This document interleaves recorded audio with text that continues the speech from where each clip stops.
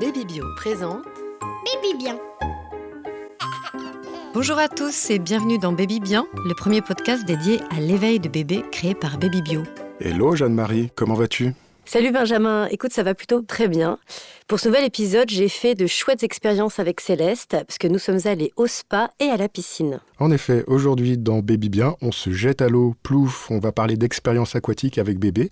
Le spa, la piscine, le bain tout simplement, parce que pour un tout petit bébé, le bain c'est le premier contact avec l'eau, et c'est évidemment un rituel important pour sa propreté. Et pas que, parce que rappelons qu'avant de sortir du ventre de sa maman, un bébé vit et grandit pendant 9 mois dans le liquide amniotique, et du coup on peut dire que c'est un petit animal aquatique avant d'être terrestre. Et c'est pour ça que les activités dans l'eau que l'on peut faire avec son bébé sont des moments essentiels à partager avec lui. À qui le dis-tu ? Tu sais, chez nous à la maison, c'est toujours moi qui donne le bain à mes filles Joséphine et Iris depuis leur naissance. Ah ouais ? Ouais. C'est un deal qu'on a fait avec ma femme. Elle allaitait. Et donc moi, je donne le bain. Je donne toujours le bain d'ailleurs. Et au fil du temps, je me suis vraiment rendu compte de l'importance de ce moment de partage pour notre lien entre mes filles et moi. Ah oui, c'est super important, je comprends bien. Et c'est un chouette compromis que vous avez fait avec ta femme. En tout cas, il ne faut pas oublier que pour les bébés, le moment du bain est un des rares moments prolongés où il est tout nu et qu'il peut donc ressentir pleinement son corps, sa peau et le contact avec les mains et bien sûr le contact de l'eau. Alors, pour bien commencer ce baby bien aquatique, avant d'aller au spa et à la piscine avec toi, Jeanne-Marie, on a voulu rappeler quelques basiques et essentiels concernant le bain, tout simplement. Et pour ce faire, je suis allé interroger 2 auxiliaires de puériculture qui travaillent à l'hôpital privé Armand-Briard, à Nogent-sur-Marne. C'est un hosto qui possède une très bonne maternité. Et nos 2 auxiliaires, Paola Afonso et Aurélie Daudinet, bossent là-bas depuis des années. Elles m'ont accueilli avec leur gentillesse et leurs conseils, toujours bons à savoir ou à rappeler. On y va. Merci déjà de prendre sur votre temps pour nous accueillir et répondre à nos petites questions. On va parler des bains tout d'abord avec vous, Paola. Première question, en quoi le bain est-il important pour un tout petit ? Et quelles sont les précautions à prendre pour le bain ? Alors, le bain, il faut que ça soit un moment de plaisir pour le nouveau-né. Si le bébé pleure, il faut le retirer de l'eau rapidement. Donc, on les tient bien à la main, donc il ne faut pas mettre trop d'eau au départ. La température du bain, qui est très importante, entre 35 et 37 degrés. La pièce à 22 degrés. Il faut que la pièce soit bien chauffée pour pas que le bébé il ait froid. Ensuite, tout préparer, tout le matériel que vous avez besoin à portée de main pour jamais laisser votre bébé, surtout sur la paillasse, tout seul. La paillasse est dans l'eau. Oui, tout à fait. Chaque bébé réagit différemment pendant le bain. Certains sont calmes, d'autres plutôt agités. Quel est le meilleur moment ? Est-ce qu'il y a un moment plus propice pour baigner selon vous ? Il faut que ce soit un moment aussi où les parents soient disponibles pour bébé. Une fois qu'ils ont trouvé leur moment à eux qui est disponible, il faut voir si le bébé est disponible aussi en même temps. Si pour les parents c'est mieux le matin, il faut trouver un moment où le bébé le matin est éveillé, n'a pas spécialement faim ou n'est pas fatigué. Ou à l'inverse, ça peut être en début d'après-midi ou le soir. Et le soir, après le bain, les bébés sont fatigués, donc ils dorment normalement très bien. On n'est pas obligé de faire un bain d'hygiène tous les jours, un jour sur 2, voire sur 3. Comme ça, on n'abîme pas la peau des bébés qui est fragile. Le temps du bain, ça dépend du bébé, c'est lui qui va vous dire, mais c'est aussi la température de l'eau, parce que l'eau du bain va vite se refroidir. Donc un bébé, si on le laisse longtemps dans l'eau, il va tout de suite avoir les lèvres bleues. Donc là, on va se dire, c'est fini, il faut le sortir, même si l'eau est à bonne température. À l'inverse, si l'eau est froide, mais que le bébé n'a pas les lèvres bleues, on le sort quand même. Est-ce que vous pouvez nous décrire votre manière idéale de donner un bain à un nourrisson ? On prend notre bébé dans le creux de notre poignet, le pouce sur l'épaule et les autres doigts sous le bras. Du coup, votre bébé, il a le bras qui est tenu en pince et sa nuque est bien dans le creux de votre poignet. Et vous avez une main de libre pour savonner votre bébé, le masser dans l'eau. À l'inverse, s'il commence à être agité, à le replier un petit peu sur lui-même pour qu'il se sente rassuré. C'est un bain en toute sécurité. Alors par contre, au niveau des objets, vous êtes catégorique là-dessus, le siège, c'est à éviter. Ils sont trop petits. Moi, je dirais, c'est vrai que le siège, ça peut aller quand bébé commence à s'asseoir tout seul, que vous voulez qu'il prenne plus d'aisance dans le bain. Effectivement, vous pouvez utiliser le siège. Du coup, comme ça, vous avez vos mains de libre, bébé aussi. Et donc, du coup, vous pouvez jouer avec lui un petit peu. Alors, on reste un peu dans le domaine des accessoires. Pour beaucoup d'enfants, on le sait, le bain rappelle ce temps passé dans le ventre de maman. Et on trouve aussi aujourd'hui des sortes de tissus d'emmaillotage. Alors, le bain enveloppé est beaucoup utilisé en néonat pour les bébés prématurés. Les premiers bains, on essaye de les envelopper, donc on les enveloppe d'un petit champ en tissu ou en coton, et on les met dans l'eau petit à petit. Et c'est seulement à la fin, quand le bébé va être savonné de partout, que le champ va disparaître au fond de la baignoire, et là on va vite le sortir et l'entourer de la serviette. Vous enveloppez la tête du bébé, et moi ce que je conseille aux mamans, c'est surtout de sécher d'abord la tête, parce que c'est par là que les bébés perdent la température. Et après bien insister au niveau des plis, pour pas qu'il y ait des infections. J'ai toujours eu du mal à sécher dans le cou des Alors, petits bébés. moi je mets le bébé assis sur la paillasse. Allongé, c'est très difficile de faire bien les plis. Assis, vous verrez, vous ferez l'expérience, ça marche mieux. Une fois les premiers mois passés, bébé se détend, il joue un petit peu plus et les parents peuvent progressivement faire évoluer le moment du bain vers un instant de jeu. À partir de quel âge, justement, la relation de bébé avec le bain évolue ? Dès qu'ils commencent déjà à bien s'asseoir, à bien tenir leur tête, on peut déjà les asseoir dans la baignoire et être à côté d'eux et jouer. Voilà, parce qu'ils maintiennent leur tête, c'est surtout ça. Ne jamais laisser un bébé tout seul, même grand, hein, parce qu'un accident est tellement vite arrivé. Il suffit qu'il glisse, même avec un peu d'eau, le bébé peut se noyer. On dit donc ça nous a un peu plombé là à la fin de l'interview. Oh. Mais bon, c'est vrai que qui dit bébé et bain dit aussi évidemment risque. Donc il n'est jamais inutile d'insister sur la sécurité. Et donc on rappelle bien qu'il ne faut jamais laisser seul un bébé quand on lui donne son bain. D'ailleurs, sur toutes les petites baignoires en plastique que l'on trouve dans le commerce, cela est noté. Et en parlant de précautions à prendre, beaucoup de parents et de professionnels de la petite enfance préconisent aussi le tapis de bain antidérapant. Alors en parlant de tout ça, sécurité, surveillance, on peut aussi aborder la question du bain libre pour bébé. Ah oui, alors le bain libre pour bébé, ouais, c'est très tendance ça en ce moment. Ça Alors, fait débat, hein. Oui, parce que alors, donc, c'est, pour expliquer à nos auditeurs, on laisse le bébé allongé sur le dos, dans la baignoire ou la douche, avec un petit fond d'eau juste au début des oreilles, pour que ses mouvements soient plus libres. Mais bon, c'est vrai que ça crée débat. Qu'est-ce que t'en penses, toi, Ben ? Je pense qu'il faut faire bien attention, en fait. Hein. Bain libre, ça veut pas dire cool, je laisse bébé au fond de l'eau, je peux aller checker mes mails dans la pièce d'à côté. C'est sûr, ouais. Même pour le bain libre, l'adulte doit rester vigilant avec son bébé. Alors après, une fois qu'on a dit ça, je pense qu'il faut laisser les parents faire ce qu'ils sentent le mieux. Ah oui. N'hésitez pas à utiliser des objets, des moulins à eau, sans oublier le fameux canard jaune, ou même des petits jouets de plage. Il faut juste bien penser à les nettoyer après chaque bain pour éviter les risques de moisissure. Et alors maintenant, Ben, je t'emmène au spa. Je dois me mettre tout nu ? Non, t'inquiète pas, tu restes habillé. C'est pas pour nous, en fait, non. Parce que ce n'est pas un spa donc pour adultes, mais un spa pour bébés. Ah ouais, ça existe. Oui, et ça existe, et c'est génial. Écoute, Céleste a adoré. Alors, je l'ai emmené chez Symbiosis, une baby clinique et un centre de spa dédié aux bébés qui se situe dans le 15e arrondissement de Paris. Alors, explique-moi, comment ça se passe ? Comment ça se présente un spa pour bébé ? Alors, avant de t'expliquer, je voudrais juste préciser que cette baby clinique a été en premier lieu créée à des fins thérapeutiques pour les bébés ayant des retards moteurs, tels que les grands prématurés et les autistes. Okay. Mais on peut aussi y aller donc pour un vrai moment de détente. C'est une nouvelle manière en fait d'immerger son bébé dans un bain à bulles avec une bouée de coups qui lui permet d'évoluer totalement librement dans l'eau et dont les effets et vertus sont très nombreux. Alors, si tu veux en savoir un peu plus, allez, écoute mon petit reportage. Baby bien. Par Baby Bio. Ah, salut. Vous allez la soir face à l'eau. Ça, on va le mettre autour de tout. Ah, autour du cou. D'accord. Là, je sens qu'elle a envie d'y aller, là. Je vais te mettre dans le bain. C'est une nouvelle expérience, Céleste. C'est pas comme d'habitude, voilà. C'est nouveau. Ah. On va se mettre face à maman. Coucou.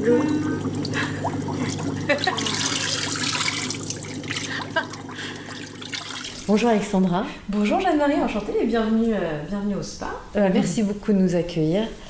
Alors, Alexandra, comment vous est venue l'idée d'ouvrir un spa pour bébés ? Je dirais que l'élément déclencheur, ça a été mon expérience en néonatologie, où je me suis rendu compte que toucher, contenir les bébés contribue énormément à les rassurer. Et je me suis dit que le fait de leur proposer cet espace dans l'eau, ça pourrait les aider à découvrir en fait leur motricité, leur liberté et d'apaiser en fait tout le stress qu'ils ont pu avoir avec cette naissance. Et quelle réaction observez-vous chez les bébés qui pratiquent le baby spa ? Alors, prenons des bébés de 3 à 9 mois, par exemple. On observe d'abord ce temps-là que vous avez vu avec Céleste, c'est la surprise. C'est je flotte, personne me tient, et je suis en immersion complète. Elle est trop bien, Céleste, là. Eh oui, je crois qu'elle s'amuse plutôt bien. Ça, c'est génial, parce que du coup, c'est la première fois qu'elle expérimente l'eau toute seule. En Sa fait. liberté Ouais, sa liberté. complète dans son corps. Ouais. Il n'y a plus de restrictions du tout. Petit à petit, alors chez les tout petits, c'est des mouvements qui sont comme ça très très saccadés, qui petit à petit se contrôlent, donc c'est une espèce de fierté. Chez les plus grands, ils vont plus loin, vous avez vu, hein, Céleste, elle a été comme sur un trampoline, j'expérimente tout mon équilibre, mon balancier avant-arrière, le balancier vertical, vraiment comme sur un trampoline. Aussi, ce qui est extraordinaire, c'est la faculté de se déplacer. Globalement, un bébé est toujours frustré de ne pas pouvoir se déplacer là où il aimerait se déplacer. Oui, et là, dans ce bain, on peut lui proposer ça. On lui propose aussi bien sa verticalité autonome que la possibilité qu'il a de se déplacer. Et coucou. Et voilà, on se déplace, ça on y est. se tourne et on avance et on nage. Ça y est, Céleste s'est transformée en petit poisson. Petite sirène Céleste. Donc c'est vraiment toutes ces réactions comme ça qui s'enchaînent. Et ce qui est étonnant, c'est que souvent, pour tous les bébés, une fois qu'ils ont expérimenté leur corps, leur déplacement, la sensation de flottaison, eh bien, ils ont envie de communiquer. C'est là qu'ils commencent à discuter. On a vu Céleste, alors c'est un grand bébé hein, qui a 8 mois et demi, donc elle a expérimenté les bruits qu'elle fait en ce moment, les bruits de langue, les petits cris, les petits chants. Tout à fait, voilà. En quoi cette pratique est bénéfique pour l'enfant? Je dirais que le premier bienfait, c'est l'eau à 37 degrés. On sait que l'eau à 37 degrés fait sécréter de l'ocytocine, qui est l'hormone du bien-être et de la détente. Et puis la flottaison, qui permet de gommer en fait la pesanteur, qui est vraiment très limitante pour un bébé et qui, c'est un peu l'ennemi des bébés, la pesanteur. Hein. Ça les empêche de bouger comme ils aimeraient. Là, justement, dans cette sensation de flottaison, tout est possible, tout est libre, il n'y a pas de restriction, et ça leur permet de revivre la vie in utero. Alors après, c'est bénéfique chez tous les bébés qui ont des difficultés à dormir, ça les accompagne dans tous les maux du quotidien, que ce soit les coliques, les reflux, les douleurs dentaires, des bébés qui ont peur du bain, des bébés qui ont des retards d'acquisition. On en a parlé, hein, ramener un ancrage positif au bain, mais en fait, le bébé a besoin de bouger. Elle est trop bien. Elle s'éclate. Là, elle est comme sur un trampoline, hein. C'est vraiment... là, c'est... Ah oui, là, c'est le balancier dans tous les sens. En avant, en arrière, en hauteur. Là, elle teste aussi. La verticalité, elle le teste aussi par les sauts. Ah oui, hein, oui. C'est-à-dire qu'elle teste, vous voyez, toute sa hauteur. Comme ça. C'est très important aussi dans la marche. Comment se déroulent donc les séances d'éveil aquatique que vous proposez? Alors, ça dépend de l'âge du bébé, bien évidemment. Entre 0 et 4 semaines, il s'agit d'un bain emmailloté ou d'un bain enveloppé, donc dans un lange.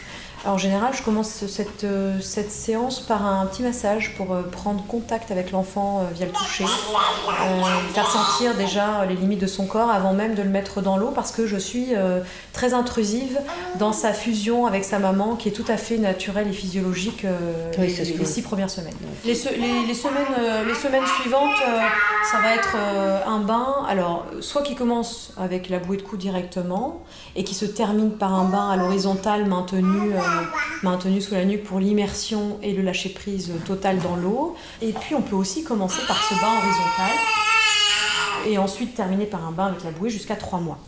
Au-delà de 3 mois, c'est systématiquement un bain avec la bouée de cou directement. On le met dans l'eau. Je le contiens toujours, je lui propose une aide et c'est lui qui me dit et qui me lâche les mains quand il se sent prêt d'expérimenter tout seul. Peut-on reproduire cette activité à la maison? Alors, moi je le déconseille vivement. Pour la simple et bonne raison, c'est que la bouée de cou, quand elle est utilisée par des professionnels de la pédiatrie, est extrêmement simple à mettre en place. Ouais. Chez des parents qui ne comprennent pas forcément l'anatomie, la biomécanique et le danger que peut représenter la nuque d'un bébé, pour des raisons de sécurité évidentes, je déconseille très très très fortement. Que conseillez-vous aux parents en complément de vos séances? Ce qui peut être intéressant aussi, c'est de mettre en place, quand on a la chance d'avoir une baignoire, c'est de pouvoir se baigner avec son bébé dans la baignoire. Pourquoi ? Parce qu'à ce moment-là, le parent se sent beaucoup plus libre de ne pas être dans l'impératif de tenir le bébé hors de l'eau. Il va être beaucoup plus dans le lâcher-prise, donc son bébé va être beaucoup plus dans la détente, il va être beaucoup plus dans l'intérêt d'être en immersion dans l'eau que dans l'impératif de baigner son bébé. Bien sûr. Et après, on peut aussi faire le bain libre, qui est tout à fait différent, hein, mais qui est aussi intéressant, c'est-à-dire qu'on met un petit peu d'eau, un fond d'eau dans la baignoire et on laisse bébé barboter librement, donc il n'y a pas d'immersion parce qu'il y a très peu d'eau. Merci pour ce très très bon moment pour Céleste. Ouah, je veux redevenir un bébé pour faire du baby spa. Oui, je te comprends, Ben. Je te comprends parce que c'était juste génial et c'est vrai qu'on a envie d'y être avec elle. Alors, ouais, effectivement, elle a vraiment adoré, elle a super bien réagi. Alors évidemment, au début, elle était surprise, puisque c'était totalement nouveau. Mais elle s'est très vite sentie à l'aise. Elle était dans sa baignoire avec les parois transparentes. Je pouvais la voir. Elle était toute nue, tranquille, en train de gigoter, de frétiller, de se servir de ses bras, ses jambes pour aller dans tous les sens. C'était vraiment rigolo. Comme un petit poisson, quoi. Ouais, exactement. Mais alors, au-delà de tout ça, vraiment, je suis convaincue que cette activité aide les enfants à développer leur motricité. Ça les aide aussi évidemment à se sentir bien dans l'eau, à expérimenter la sensation de flottaison, de légèreté, et du coup, à percevoir leur corps autrement. Franchement, c'est une expérience unique, et pour les parents qui se posent la question, il faut préciser que oui, bien sûr, l'eau du bain est changée entre chaque séance. Oui, c'est bien de le préciser. Bon, passons maintenant à l'éveil aquatique le plus populaire, le bébé nageur, qu'on retrouve aujourd'hui dans la plupart des piscines communales de France et de Navarre. Sauf que là, on ne vide pas la piscine après chaque séance, les bonnets et maillots de bain sont obligatoires et votre bébé ne sera pas tout seul dans sa petite baignoire à bulles à parois transparentes, mais dans un grand bassin avec 25 autres bébés et leurs parents. Du coup, c'est peut-être un tout petit peu plus bruyant. Tu caricatures. Ouais. Un peu. Sérieusement, l'éveil aquatique en piscine, c'est juste le moyen le plus simple, le plus accessible et disons le plus friendly pour amener son bébé à l'eau. C'est une expérience incontournable. Et encore une fois, pour notre épisode de Baby Bien, Baby Bain, c'est toi et Céleste qui vous y êtes collés. En effet, ce week-end, nous sommes allés à la piscine d'Ivry-sur-Seine qui propose un éveil aquatique tous les samedis matins pendant 30 minutes. Alors on a mis nos maillots de bain et on s'est jeté à l'eau. Splash! Plouf! Whiz! Alors qu'est-ce que je vois? Je vois un bassin bouillonnant où il y a plein de monde, ça s'amuse, ça rigole.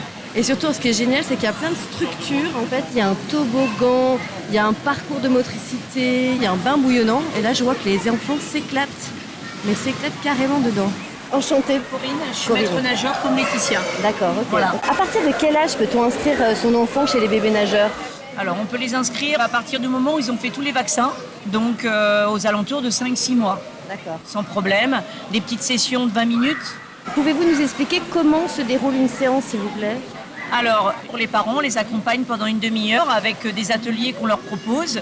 Toboggan, tapis, jeux, petits objets. Puis après, on accompagne, suivant le niveau et l'âge de l'enfant, on accompagne les parents à ce que ça se passe bien, des immersions, prendre des objets, se balader.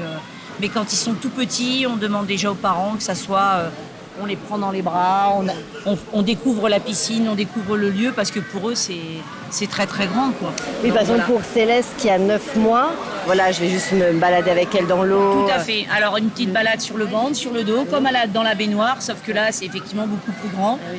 Découverte du bassin, de tout ce qu'on propose, les petits tapis, les petits objets, les prendre dans la main. Et après, au fur et à mesure du temps, il y a de l'aisance qui arrive, ça va mieux. Les parents et les enfants connaissent le domaine et tout se passe bien, tout doucement. Alors, vous nous avez parlé donc des activités. Est-ce que vous pouvez nous décrire en détail les jeux que vous proposez? Alors, les jeux qu'on propose, des petits ateliers où on escalade, on passe à travers des petits tapis. On a un petit toboggan. Là-bas, on a une petite cage où l'enfant peut grimper dessus et marcher sur le tapis et sauter. Ah, c'est sympa ça. Voilà. Et puis après, ici, c'est un petit panier, comme si l'enfant était dans une baignoire. Et au départ, c'est pas mal parce que du coup, il retrouve ses repères qu'il a à la maison, mais tout en étant dans un milieu qu'il ne connaît pas. D'accord. C'est chouette, très chouette ce que vous avez mis en place.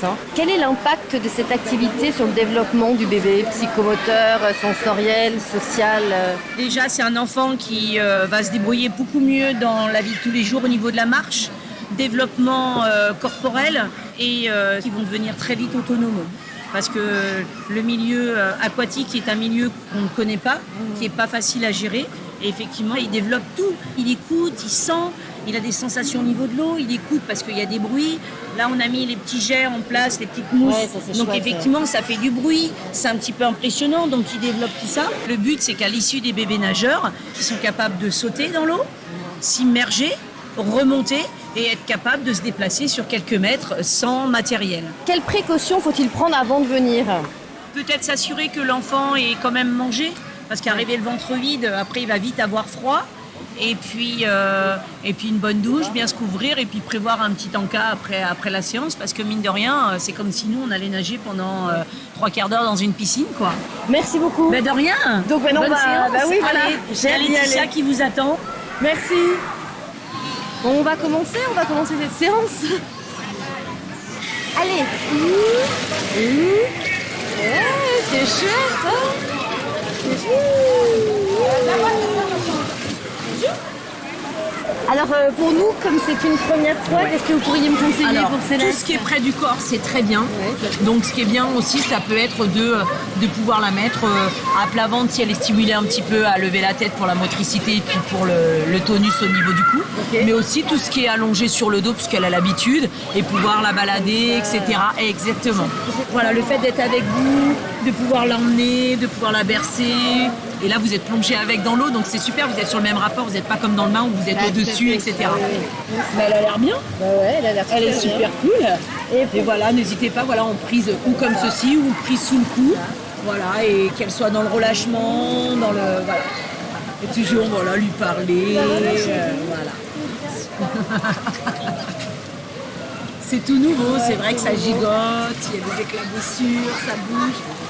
Ça change du bain en fait. C'est précisé de garder contre moi pour l'instant. Exactement. Peut-être je vais essayer le tapis. Ouais, on peut en trouver un, pas de souci. Alors Ça serait l'idéal. on essaie le tapis, mademoiselle. Ouais. Alors Vous pouvez l'asseoir, ou même l'allonger, ou même sur le ventre, peu importe. Ouais.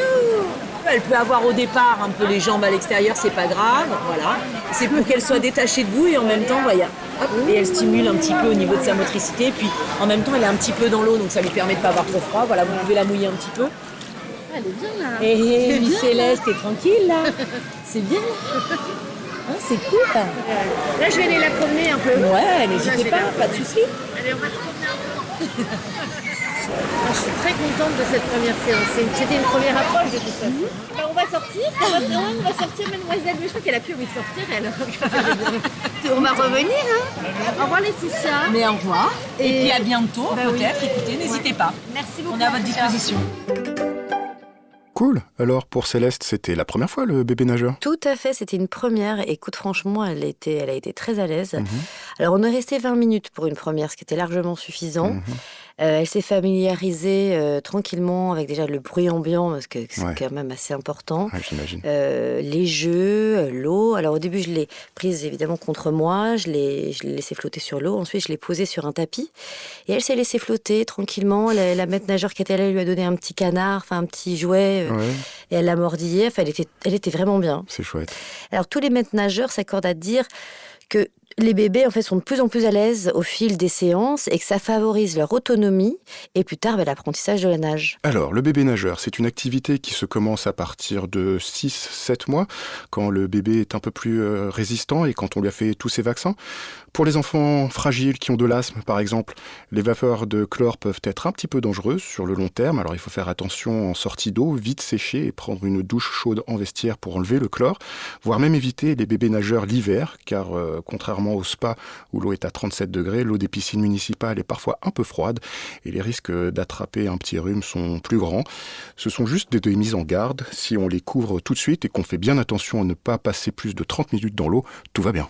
Alors nous espérons que cet épisode vous a plu. N'hésitez pas à vous abonner au podcast Baby Bien, à le partager et à nous donner votre avis. Alors dans notre prochain épisode, on va explorer les sens de nos bébés et on va essayer de comprendre et d'expliquer les différentes étapes de leur évolution sensorielle de la naissance à 2 ans. Super. Eh bien salut Jeanne-Marie. Salut Benjamin, à bientôt.